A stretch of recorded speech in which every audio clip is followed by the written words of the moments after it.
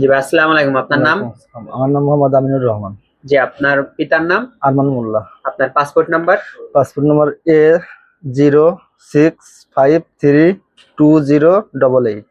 জি, আজকে আপনাকে হাজির করা হয়েছে কোন দেশে যাওয়ার জন্য? দুবাই যাওয়ার জন্য। কোন কাজের জন্য যাওয়ার জন্য? ক্লিনারের। কত টাকা বেতন? আপনি কি এগুলো জেনে শুনে এই যে এগ্রিমেন্টটা আছে অঙ্গীকারনামা এটাকে সিগনেচার করছেন? জি। আচ্ছা, তাহলে আমি একটু ব্রিফলি বলে দিই আপনার স্যালারি এবং আপনার কন্ডিশন গুলো। জি বলেন।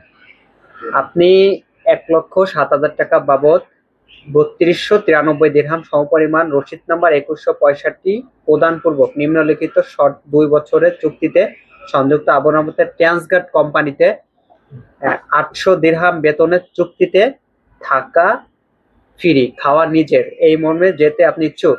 জি। জি। আপনার কাজ হবে ট্রান্সগার্ড কোম্পানিতে ক্লিনার হিসেবে, এসি নন এসি যে কোনো জায়গায় হতে পারে। আপনি আপনার যাওয়ার প্রথম মাসের স্যালারি তারা জামানত হিসেবে রাখবে এবং প্রথম মাস থেকে ৩৭০ টাকা তাদের আকামা এবং প্রসেসিং বাবদ কেটে রাখবে। এটাতে আপনি পরবর্তীতে আস্তে আস্তে করে ফেরত দেওয়া হবে। ঠিক আছে? আপনি ২ বছরের মধ্যে যদি আরব আমিরাত থেকে বাংলাদেশে চলে আসতে চান কোম্পানির থেকে বিনা কারণে, তাহলে আপনার যাবতীয় খরচ আপনার নিজে বহন করে দেশে আসতে হবে এবং তাদের জরিমানা স্বরূপ ৩৩৯৩ দিরহাম জরিমানা দিয়ে তারপরে আসতে হবে। আপনি এই যে অঙ্গীকারনামা আমি যেগুলো বললাম এটাতে কি পরে তারপরে আপনি সিগনেচার করছেন? জি। জি।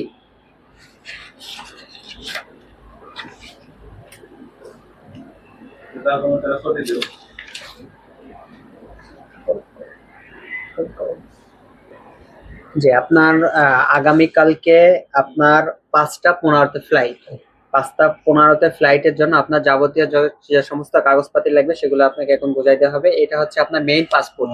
ঠিক আছে? এটা এইখানে যে কাগজগুলো দেখতে পাচ্ছেন এর মধ্যে আছে আপনার ফ্লাইট টিকিট, যেটা ৫টা ১৫তে আপনার মিনিমাম ৩ ঘন্টা আগে বোর্ডিং পাস নিতে হবে। ওইখানটায় জ্যাম থেকে মিনিমাম ৩ ঘন্টা আগে আপনার বোর্ডিং পাস নিতে হবে। সেকেন্ডলি হচ্ছে আপনার ভিসা, এন্ট্রি ভিসা যেটাকে বলো, ওইখানে যাওয়ার পর আপনার ভিসা রিনিউ হবে। ২ বছরের একটা কন্ট্রাক্ট ভিসা হবে। এটা হচ্ছে আপনার ভিসা ট্রান্সগার্ড গ্রুপের। এটা হচ্ছে আপনার বিএমইটি, সরকার কর্তৃক যে বিএমইটিটা দেওয়া হয়, মানে ম্যান পাওয়ার কার্ড যেটা, এটা হচ্ছে আপনার পাসপোর্ট কপি। আপনার এই কাগজগুলোই আপনার জানার সময় লাগবে। ঠিক আছে? আপনি সবকিছু বোঝা পাইছেন? জি। আচ্ছা, থ্যাংক ইউ সো মাচ। আপনার উজ্জ্বল কামনা করি, আপনার দিন শুভ হোক এবং আপনি দেশের জন্য কাজ করবেন, এটাই আমাদের আশা।